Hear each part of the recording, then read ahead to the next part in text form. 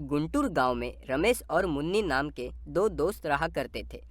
वो दोनों बचपन से ही एक ही साथ रहा करते थे। उन दोनों की दोस्ती के चर्चे पूरे गांव भर में थे।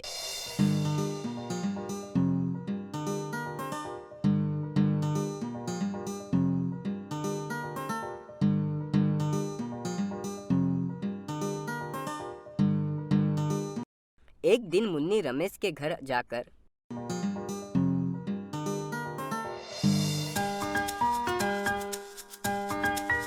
रमेश, तुझे काजल याद है ना, जो हमारे साथ इंटर में थी? उसने मुझे फोन करके फिर एक बार पैसे कमाने का जुगाड़ बताया है। उसने तुझे भी बुलाया है। हाँ, मैं उसे भूल नहीं सकता, क्योंकि उसने मुझसे एक काम करवाया था और सारा पैसा खुद ही हजम कर गई थी। मैं तो कहता हूँ हम उसके पास नहीं जाते। क्या पता इस बार भी हम दोनों को धोखा दे दे। अरे नहीं रमेश, अब वो ऐसा नहीं करेगी। अब ये सब पुरानी बातों को छोड़ो। नहीं मुन्नी, मैं नहीं आ रहा। मुझे उस काजल पर भरोसा नहीं है। रमेश, तुम फिक्र मत करो। अगर उसने हमें धोखा दिया ना, तो हम दोनों मिलकर उसे सबक सिखाएंगे। ठीक है, चलता हूँ, क्योंकि मुझे तुम पर भरोसा है, काजल पर नहीं। लेकिन पहले मुझे एक बात बताओ, आखिर क्या काम है? कुछ ज्यादा बड़ा काम नहीं। उसने कहा था कि 10 एकड़ खेत उसने किसी से खुदाई करने के लिए रेंट पर ली है। उस खेत के नीचे सोने के ईंटों का खजाना गड़ा हुआ है। हमें गोल्ड मेटल डिटेक्टर की मदद से उसे ढूंढना है। उसमें से वो हम दोनों को 50% देगी। चलो ठीक है, तुम पर भरोसा करके इस काम को करना चाहूँगा। फिर सुरेश और मुन्नी उस बंजर खेत में पहुंचकर गोल्ड मेटल डिटेक्टर की मदद से सोने की ईंटों का खजाना ढूंढने लगे। ऐसे ही थोड़ी देर तक ढूंढने के बाद उन्हें सोने की ईंटों का खजाना मिल गया। फिर वो दोनों उस जमीन में गड्ढा करके सोने की ईंटों को बाहर निकालते हैं। तभी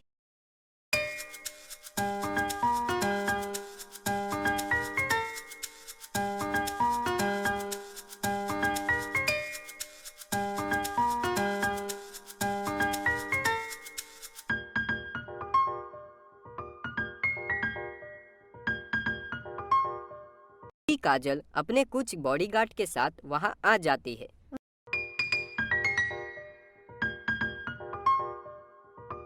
वाह, क्या बात है सुरेश! मुन्नी के साथ मिलकर आखिर तुमने सोने की ईंटों को ढूंढ लिया।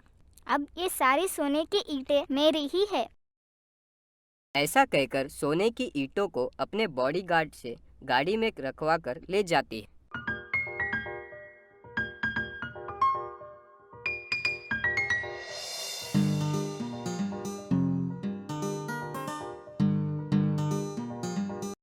ये क्या सुरेश, काजल ने तो सच में हमें धोखा देकर सारा सोना ले गई। मुझे पहले से ही पता था ये ऐसा ही करेगी, लेकिन तुमने मेरी बात नहीं मानी। नहीं सुरेश, हमें इसे ऐसे ही नहीं छोड़ना चाहिए। इसे सबक सिखाना ही होगा।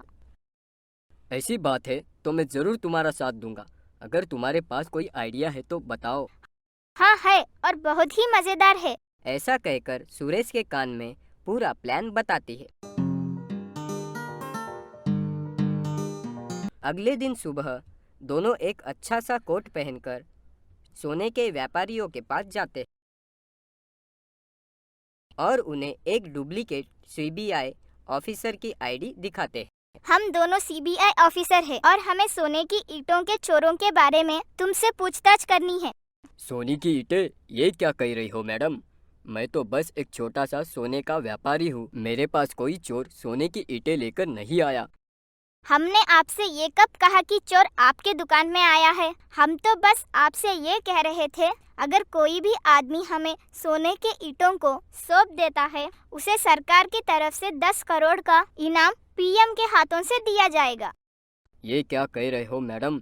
10 करोड़ रुपए और पीएम के साथ फोटो? हाँ, हम सच कह रहे हैं। अगर तुम्हारे पास कोई भी चोर सोने की ईंटें लेकर आएगा, तो चोर को भगाकर हमें कॉल करना, हम आ जाएंगे।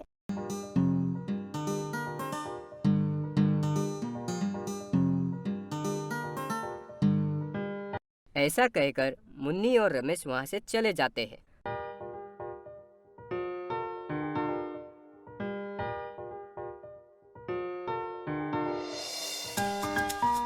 अगले दिन काजल उन सोने की ईंटों को मोतीलाल के पास लाती है।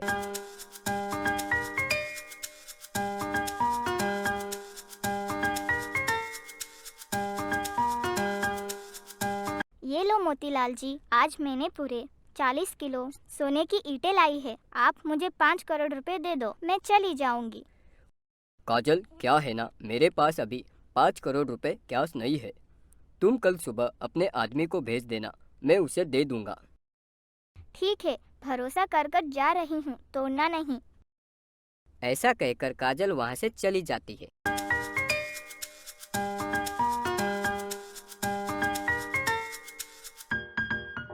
फिर मोतीलाल मुन्नी और रमेश को कॉल करके बुलाता है।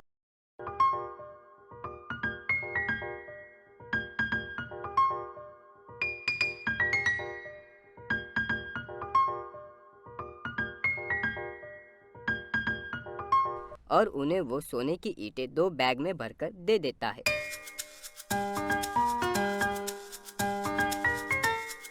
तभी मुन्नी, ये लो मोतीलाल एड्रेस, कल इस पते पर पहुंच जाना। यहाँ पर पीएम सर आने वाले हैं। कल तुम्हें इस जगह 10 करोड़ रुपए पीएम सर के हाथों से दिए जाएंगे।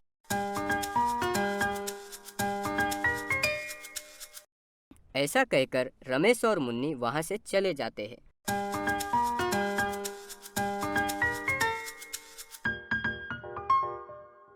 अगले दिन जब मोतीलाल उस पते पर पहुंचता है,